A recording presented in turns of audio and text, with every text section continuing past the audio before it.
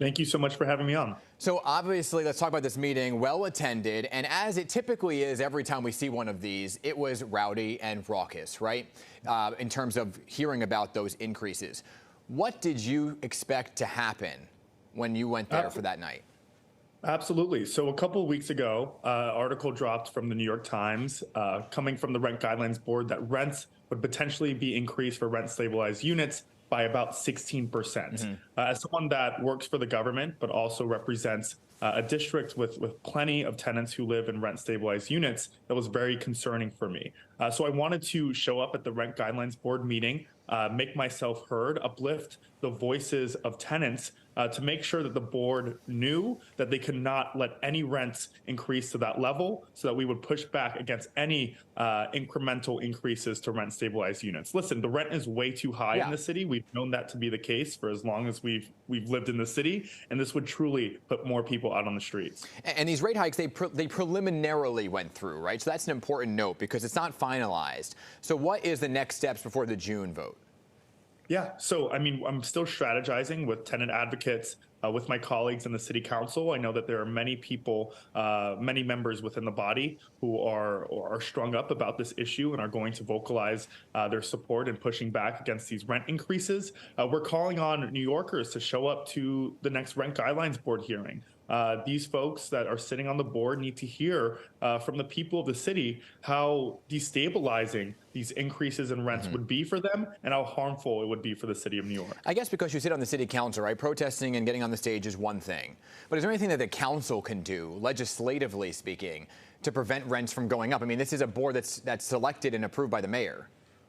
Yeah, I mean, that's where our limitations stand, right? This is a mayoral appointed board. It's unfortunate that there are only 2 tenants that are on the board out of 9 folks that are on the Rent Guidelines Board. It feels hard to be in the city council and to not be able to legislate around this issue.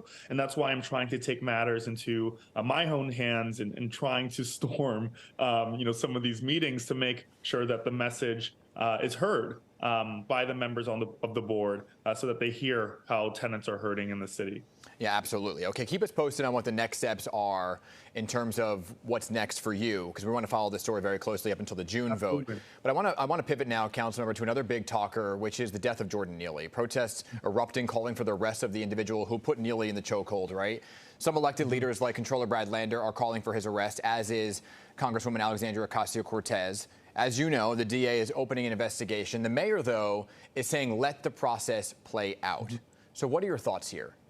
I'm extremely disappointed by the statement that came from the mayor, the statement that came from the governor. At what point did we get here in New York City, where we cannot label murder as a bad or wrong thing? And it's really unfortunate, and I said this in a tweet, that our second black mayor cannot see this as an act of racism in terms of what happened on the subway this week. In addition to that, this administration is still proposing cuts to mental health services here in our city. The council's pushing back and advocating for more funding for crisis respite centers, more street safety teams that would provide mental health care to those that are struggling with mental illness on the subways.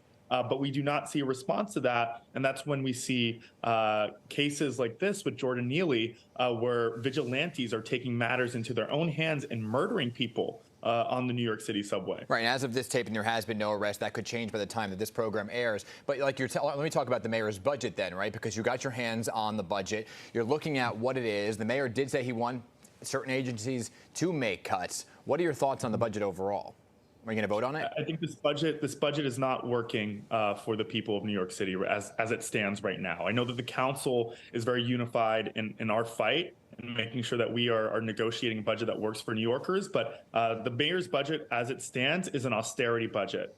We live in a supermajority Democratic city. I do not want our budget to look like the budget of a Republican or Republican leadership. So I know the council is really pushing back against this budget and making sure that we are fighting for funding for all New Yorkers. So let me ask you this then, because that brings me to the next question, which was the day after the budget came out, the Progressive Caucus put out a statement saying that the mayor refused to meet with them, but it was just the next day. Have things changed since then with the Progressive Caucus? Have you met with the mayor and had conversations around the budget?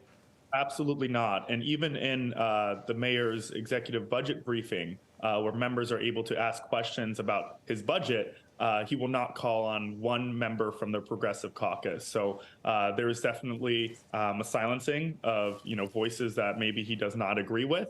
The city council was supposed to be the checks and balance to the mayor, and that's what the Progressive Caucus is doing, and making sure that, again, we are fighting for a budget that works for all New Yorkers so that we can prevent cases like what we just saw this past week with Jordan Neely. Okay. Well, Councilman, appreciate you on all fronts. A lot to discuss here. Keep us posted on all things related to what we talked about. Good to see you.